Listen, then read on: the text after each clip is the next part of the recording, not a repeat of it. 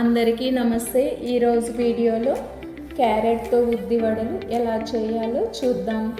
దీనికి కావలసినవి ఉద్దిపప్పును ఒక మిక్సీ జార్లో వేసి కొద్దిగా వాటర్ పోసి మెత్తగా గ్రైండ్ చేసుకోవాలి.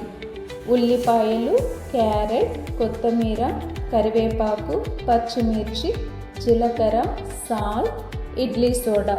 ఇప్పుడు మనం ముందుగా ప్రిపేర్ చేసుకున్న పిండిలో ఆనియన్స్, క్యారెట్, కొత్తిమీర, కరివేపాకు, పచ్చిమిర్చి, సాల్ట్, ఇడ్లీ సోడా, జీలకర్రను కూడా వేసి బాగా కలుపుకోవాలి.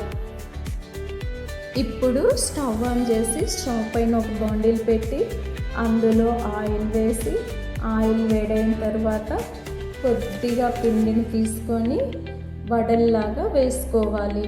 అంతే, ఎంతో టేస్టీగా ఉండే క్యారెట్తో ఉద్ది వడలు రెడీ. వీటిని వేడిగా తింటే చాలా బాగుంటాయి.